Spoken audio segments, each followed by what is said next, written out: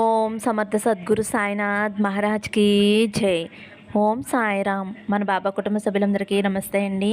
Hi friends, మీ అందరిపైన షిరిడి సాయినాథుని ఆశీస్సులు ఉండాలని, మీరు ఎప్పుడూ క్షేమంగా సంతోషంగా ఉండాలని మనస్ఫూర్తిగా బాబా గారిని కోరుకుంటున్నానండి. ఫ్రెండ్స్, మీకు ఎటువంటి సమస్యలు ఉన్నా, కష్టాలతోటి ఇబ్బంది పడుతున్నా ఒక్కసారి ఈ గురువు గారిని కాంటాక్ట్ అవ్వండి. శ్రీ రాఘవేంద్ర జ్యోతిష్యాలయం, శ్రీ పండిత్ రామరాజు గురూజీ గారు. ఫోన్ నెంబర్ వచ్చేసి 9885371444. మీకు ఎటువంటి సమస్య ఉన్నా సరే ఆ సమస్యకు తగిన పూజలు చేసి గురువుగారు 24 గంటల్లో పరిష్కారం చూపిస్తారండి. ఈ గురువుగారికి చూపించుకున్న వారికి ఎంతో మందికి మంచి జరిగింది ఫ్రెండ్స్. జ్యోతిష్యం చెప్పించుకోవడానికి రూ. 211 ఫోన్పే చేయవలసి వస్తుందండి. ఒక్కసారి నమ్మకంతో గురువుగారిని కాంటాక్ట్ అవ్వండి. ఇంక ఈరోజు వీడియోలోకి వెళ్ళిపోతాము. ఈరోజు వీడియోలో మన బాబాగారు మన కోసం మంచి సందేశం తీసుకువచ్చారండి. మన బాబాగారు ఏమంటున్నారంటే, తల్లి, నీ ముందుకు 2 దైవాలను తీసుకువచ్చాను. 1 సూర్యదేవుణ్ణి, 2 సత్యదేవుణ్ణి. నువ్వు నన్ను స్మరిస్తూ ఒక దైవాన్ని అయితే తాకు తల్లి. నువ్వు వినాలి అనుకున్న శుభవార్త వింటావు అని అయితే మన బాబాగారు మనందరి కోసం చాలా అంటే చాలా చక్కటి సందేశం తీసుకువచ్చారండి. మరి మన బాబాగారు ఇలా ఎందుకు చెబుతున్నారు, ఆయన మాటల్లోనే తెలుసుకుందాము. చిన్న రిక్వెస్ట్ ఫ్రెండ్స్, మన వీడియోస్కి అయితే ఒక చిన్న లైక్ ఇవ్వండి. ఇంకా వీడియోలోకి వెళ్ళిపోదామండి. ముందుగా అయితే సూర్యదేవుని తాకిన వారి గురించి అయితే మన బాబాగారు ఇలా చెబుతున్నారండి. సూర్యదేవుని తాకిన నా బిడ్డ ఎవరైతే ఉన్నారో, బాబా ప్రతిరోజు కూడా నీకంటూ ఒక మంచి రోజు వస్తుంది. నీకన్నా అదృష్టవంతులు ఎవ్వరూ లేరు. నీ జీవితానికి అర్థం ఉండేలాగా ఒక మంచి సమయం రాబోతుంది. ఇలా ప్రతిరోజు కూడా చెబుతూనే ఉన్నావు కదా బాబా. కానీ నాకు మాత్రం ఎలాంటి మంచి కానీ ఎలాంటి శుభవార్తలు కానీ నేను వినడం లేదు, నా కంట పడడం లేదు. ఈ జీవితం మీద విరక్తి కలుగుతుంది బాబా. కేవలం నేనంటూ ఈ భూమి మీద ఉన్నానే కానీ నా మనసు మాత్రం నిలకడ లేకుండా ఎంతో వేదనకి గురవుతుంది బాబా. అందరికంటే కూడా నువ్వే ఎక్కువ అని అనుకున్నాను. సర్వం నువ్వే అని నమ్మాను. నేను ప్రాణంగా ఇష్టపడిన వారు, నేను నమ్మిన వారు నన్ను మోసం చేస్తున్నారు. నన్ను, నా ప్రేమని అర్థం చేసుకోకుండా నన్ను చాలా చులకనగా చేసి అందరిలోనూ ఎంతగానో అగౌరవపరుస్తున్నారు. కనీసం నాకు మర్యాద కూడా ఇవ్వడం లేదు. నేను ఏది చేసినా కూడా వారి కోసమే చేశాను, వారి మంచి కోసమే చేస్తున్నాను. కానీ నాకు ఏదీ కూడా మంచిగా అనిపించటం లేదు. చివరికి ప్రతి విషయంలోనూ దుఃఖాన్ని ఇచ్చి వారు మాత్రం నా ముందే వారు సంతోషంగా జీవిస్తూ ఉన్నారు. అవును బాబా, నిజాయితీగా, ధర్మంగా, మంచి మనసుతో అందరూ బాగుండాలి, అందులో నేను ఉండాలి. నలుగురు క్షేమము నా క్షేమమే. నా వాళ్ళు బాగుంటే నేను బాగున్నట్లే, నేను కూడా బాగుంటాను. చేసేటటువంటి పని నలుగురికి కూడా ఆదర్శంగా ఉండాలి అని కోరుకునేటటువంటి నాలాంటి పిచ్చి వాళ్లకు చాలా బాగా మంచి సమాధానం, మంచి న్యాయం చేస్తున్నావు బాబా. బాబా, ఇంక చాలు. ఈ నాటక రంగంలో ఈ పాత్రను నేను ఇంకా పోషించలేను. నా మనసులోని దుఃఖాన్ని నిలపలేను.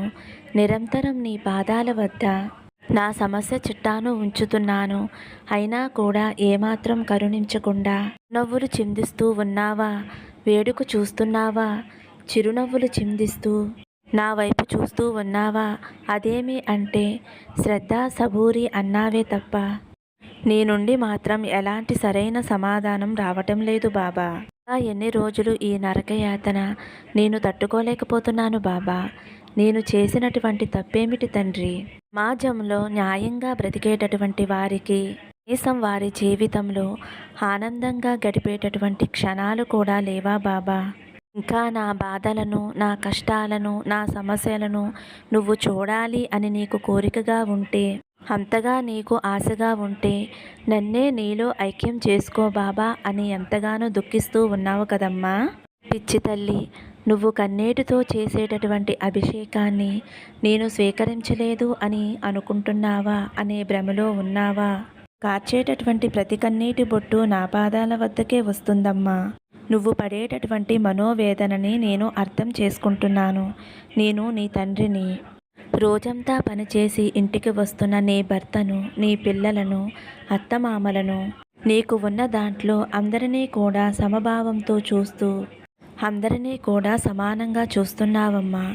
కానీ నీ గుర్తింపును ఎవరో గుర్తించాలి అని ఎందుకు అనుకుంటున్నావు? ఎవరో పరాయి వారి కోసం కాదు కదా, నీ వారి కోసం నీ కర్తవ్యాన్ని నువ్వు నిర్వర్తిస్తున్నావు. అది భగవంతుడికి కూడా తెలుసు తల్లి. నిన్ను కేవలం ఆటబొమ్మగా చూసేవారికి నీ విలువ ఎంత చేసినా కూడా వారికి కనిపించదు తల్లి. నీకంటూ నిన్ను అర్థం చేసుకుని గుప్పెడి ప్రేమను చూపిస్తే చాలు. పొంగిపోయేటటువంటి మనస్తత్వం తల్లి నీది. నీలాంటి వాళ్ళు కల్మషం లేని నా బిడ్డలు తల్లి మీరు. నీకు అన్యాయం జరిగితే నేను చూస్తూ ఊరుకుంటానా తల్లి? అలాంటి వారికి నీ విలువ తెలియచేసి నిన్ను నువ్వు తక్కువ చేసుకోవటమే కానీ వారికి మాత్రం నీ విలువ అర్థం కాదు. విలువ తెలిసి రావాలి అంటే నువ్వు కూడా వారి పద్ధతిని అనుసరించు. వారితో ఎక్కువగా సంభాషించవద్దు. అలాగే ఎంతవరకు మాట్లాడాలో అంతవరకే మాట్లాడు తల్లి. మిగతా సమయం అంతా కూడా భగవంతుని ముందు నీ మనసుని ఉంచు. నీ పనులు నువ్వు చక్కగా చేస్తూ ఉండు. అప్పుడు వారికి కూడా నీ విలువ తప్పకుండా తెలుస్తుంది. ఇటువంటి చిన్న చిన్న విషయాలకే అలా దుఃఖిస్తే ఎలా తల్లి? ఈ లోకంలో ఎలాంటి అదృష్టానికి నోచుకోనటువంటి వారు ఎంతోమంది అభాగ్యులు ఉన్నారు అని ఒక్కసారి జ్ఞాపకం తెచ్చుకో తల్లి. జీవితంలో ఆనందకరమైన రోజులు అతి దగ్గరలోనే ఉన్నాయమ్మా. నువ్వు అనుకున్నటువంటి రోజు అతి త్వరలోనే నువ్వు చూడబోతున్నావు. నీ బాబా తండ్రి నీకు ఇస్తున్న సత్య ప్రమాణం తల్లి అని అయితే మన బాబా గారు సూర్య భగవాన్ని తాకిన వారి గురించి అయితే ఇలా చెబుతున్నారండి. ఇప్పుడు సత్యదేవుడండి. సత్యదేవుని తాకిన నా బిడ్డ ఎవరైతే ఉన్నారో తల్లి, నీ జీవితం శుభకరంగా సుఖవంతంగా ఉండబోతుంది. నేను చెప్పేది 2 నిమిషాలు వినమ్మా. తల్లి, అవసరం లేకుండా నువ్వు ఆందోళన పడుతున్నావు. అనవసరంగా నువ్వు భయపడుతున్నావమ్మా. వృధాగా నువ్వు చాలా టెన్షన్ పడుతున్నావు. ఇప్పుడు నేను చెబుతున్నాను విను తల్లి. మదన పడే విషయం నీకు అనుకూలంగా జరుగుతుంది. అనేది అనుకున్న విధంగా ముగింపు వస్తుందమ్మా. నువ్వు కోరింది నేను ఇస్తానమ్మా. నీ జీవితాన్ని తీర్చిదిద్దడానికే నీ బాబా తండ్రి తోడుగా ఉన్నాడు తల్లి. నిన్ను సంతోషంగా చూసుకోవటమే నీ తండ్రిగా నా బాధ్యత తల్లి. ఏదీ కూడా నువ్వు నన్ను అడగవలసిన అవసరం లేదమ్మా. ఒక్కసారి నువ్వు నన్ను చూస్తే చాలు. చూపుల్లో 1000 మాటలు నాకు తెలుస్తాయి తల్లి. ఇప్పుడే నేను నీతో మాట్లాడుతున్నానమ్మా. ఎప్పుడు నన్ను పిలిచినా నీ ముందు వచ్చి నుంచుంటున్నాను తల్లి. అడిగే అన్ని ప్రశ్నలకి కూడా సమాధానం చెబుతూ ఉంటున్నాను. కానీ నువ్వే నా మాటలు వినలేకుండా ఉన్నావమ్మా. నువ్వు గుర్తించటం లేదు తల్లి. ఎందుకంటే నీ మనసు నీలో లేదు కాబట్టి. మనసు బాధతో ఉంటుంది కాబట్టి. ఎప్పుడూ నీ మనసు భారంగా అలజడిగా ఉంటుంది కాబట్టి. చుట్టూ జరిగే చిన్న చిన్న విషయాలు గమనించలేకుండా ఉన్నావు కాబట్టి. ముందు నీ మనసుని ప్రశాంతంగా ఉంచుకో తల్లి.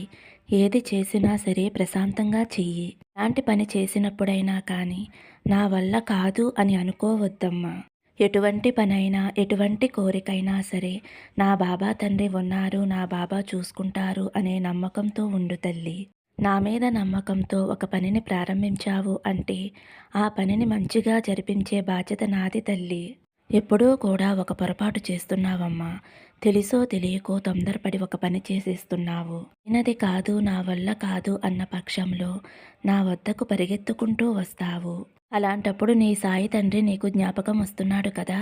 నన్ను రక్షించండి బాబా, సహాయం చెయ్యండి బాబా అని నువ్వు నన్ను వేడుకుంటావు కదా తల్లి. ఒక్కసారి నువ్వు ఏదైనా చేసేటప్పుడు ఆ పనిని నా పాదాల దగ్గర పెట్టి తరువాత ఆ పనిని ప్రారంభించు. ఇప్పుడు అంతా మంచే జరుగుతుంది తల్లి. నీకు ఎలాంటి కష్టం నష్టం లేకుండా నీ పనిని పూర్తి చేస్తాను. నువ్వు మాత్రం అన్నీ చేసేసి నాకు నా బాబా ఉన్నారులే అని అనుకుంటావు. నీలే తల్లి, ఇప్పుడైనా నీ బాబాని గుర్తించి నువ్వు నా వద్దకు వచ్చావు. ఇదే నాకు ఎంతో సంతోషం. నీ తండ్రిగా ఇది నా బాధ్యత తల్లి. నన్ను వేడుకున్న తర్వాత నా బిడ్డని కాపాడటం నా బాధ్యత కాబట్టి తప్పకుండా నిన్ను కాపాడుతానమ్మా. నేను నీ వెంటే ఉండి నీ తప్పు ఒప్పులను నేను సరిచేస్తానమ్మా. అనవసరంగా బాధపడి వేదన పడి నువ్వు ఏం చేస్తావమ్మా? దిగులు అనేది నీ మనసును కట్టిపడేసిన వలలాంటిది. ఆ వల నుంచి బయటికి రా తల్లి. నా అనుగ్రహం నీకు పూర్తిగా దొరుకుతుంది. నా అనుగ్రహం వల్ల నీకు అన్నీ సరైపోతాయి తల్లి. ఒకసారి మీకు చెప్పకుండా నేను చేసేస్తున్నాను.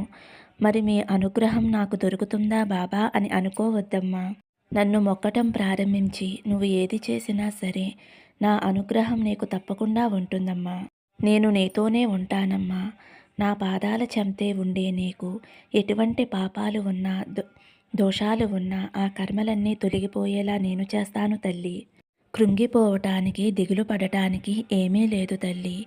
నువ్వు అనుకునే ఆ విషయం తప్పకుండా జరుగుతుందమ్మా. నేను చెప్పే మాటలు విన్నావు అంటే నువ్వు నాతో మాట్లాడుతున్నావు అని అర్థం తల్లి. నీ మనసు నిండుగా ఆనంద కన్నీరు వస్తుంది. నీకు రాబోయే కాలం ఆనందాన్ని ఇచ్చేదిగా ఉంటుందమ్మా. ఇప్పుడు నీ మనసు కుదుటపడింది కదమ్మా. అన్ని విషయాలకి కూడా సమాధానం దొరికింది కదా తల్లి. నీ కోరిక నెరవేరుతుంది అనే నమ్మకం వచ్చింది కదా తల్లి. ఇక నుంచి సంతోషంగా ఆనందంగా అష్టైశ్వర్యాలతో ఆయురారోగ్యాలతో నీ కుటుంబంతో కలిసి ఆనందంగా ఉంటావమ్మా. ప్రస్తుత పరిస్థితి చూసి కలవరపడకమ్మా. రాబోయే ఆనందకరమైన రోజులను చూసి ఆనందపడు. సత్యదేవుణ్ణి తాకావు కదమ్మా. నీ ఇంట్లో శుభాల మీద శుభాలు జరుగుతాయి. నువ్వు కోరుకున్న శుభకార్యాలు జరుగుతాయి. అది ఏ శుభకార్యమైనా సరే, నీ బిడ్డ వివాహమైనా సరే, ఒక ఇల్లు కట్టుకుని గృహప్రవేశం చేసుకోవాలన్న కోరికైనా సరే, నువ్వు ఏ శుభకార్యం అయితే చేసుకోవాలి అని అనుకుంటున్నావో ఆ శుభకార్యం తప్పనిసరిగా చేసుకుంటావమ్మా.